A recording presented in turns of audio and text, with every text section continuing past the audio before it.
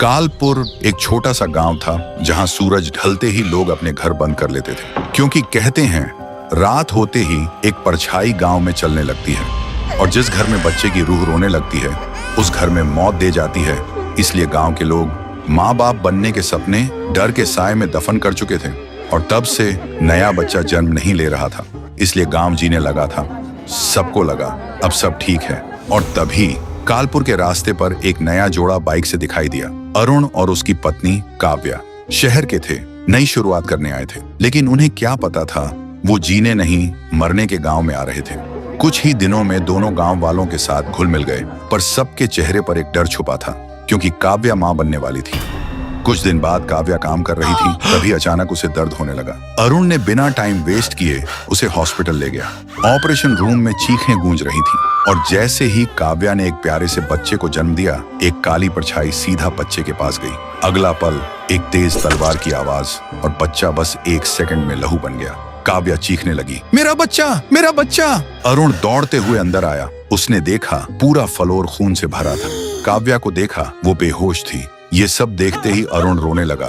तभी एक आदमी उसके सामने आया। उसका नाम था रघुनाथ बाबा। बाबा ने कहा, तुम्हें बच्चे की मौत पर रोना नहीं चाहिए बेटा, तुम्हें सोचना चाहिए ये हुआ क्यों। अरुण बोला, कैसे ना रोऊं बाबा, मेरा सब कुछ छिन गया। फिर बाबा ने कहा, बेटा कालपुर एक बद्दुआ से बंधा है। अरुण ने पूछा, कैसी बद्दुआ।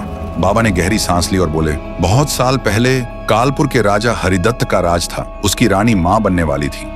राजा हर दिन दुआ करता कि बेटा हो ताकि वंश चले, पर जब रानी ने जन्म दिया तो एक बेटी हुई। राजा पागल हो गया।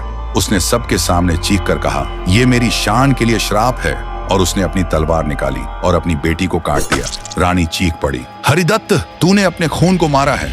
अब देख, तेरी हर आने वाली पीढ़ी में जब भी बच्चा पैदा होगा एक तलवार उनके सीने में घुसेगी। और फिर एक दिन रानी ने महल के बीच खुद को आग लगा दी और देखते ही देखते सब कुछ राख बन गया। लेकिन एक चीज बच गई थी, रानी की एक आंख। कहते हैं वो आंख कभी जली ही नहीं और उस आंख में रानी का श्राप बस गया। उस दिन के बाद से जब भी कालपुर में कोई बच्चा जन्म लेता है वो आंख सब देखती है और रानी एक परछाई बनकर वापस आती है उस बच्चे का दिल ले जाने। ये सुनकर अरुण का गला सूख गया। फिर बोला, बाबा उसका कोई उपाय नहीं है क्या। बाबा धीरे से बोले, एक ही उपाय है बेटा। उस महल के अंदर जहां रानी ने खुद को जलाया था वो आंख अब भी वहीं रहती है। अगर तू उस आंख को ढूंढकर अग्नि में जला पाए तभी ये श्राप खत्म होगा। अरुण सोचता है, फिर बोलता है, बाबा मैं करूंगा ये। फिर रात के 12 बजे अरुण हवेली गया। हवेली में हर तरफ एक अजीब सन्नाटा था और दीवारों से जैसे पुरानी चीखें गूंज रही थीं। अरुण के पैर बढ़ते गए, पर हर कदम के साथ हवा ठंडी होती जा रही थी। तभी वो आंख दिखाई दी, बस एक आंख जो हवा में तैर रही थी, लाल, जिंदा, और उससे निकली एक आवाज, मौत से डर नहीं लगता क्या अरुण। अरुण के पैर जम गए, पर उसी पल उसके हाथ में एक अग्नि तलवार चमक उठी, जैसे भगवान भी उसके साथ हो। अरुण बिना सोचे समझे तलवार उठाता है और सीधा उस आंख में वार कर देता है। रानी की चीख गूंज उठी, पूरा महल हिल गया और देखते ही देखते वो आंख धड़क कर जल उठी और कुछ पल में राख बन गई। फिर सुबह हुई। अरुण बाबा के पास जाकर बोला, श्राप खत्म हो गया बाबा।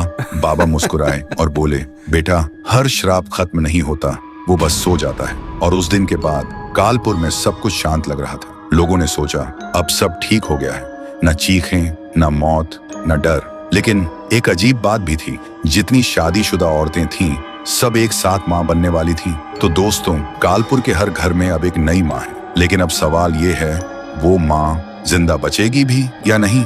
अगर पार्ट 2 चाहिए है तो कमेंट करो, पार्ट 2 चाहिए।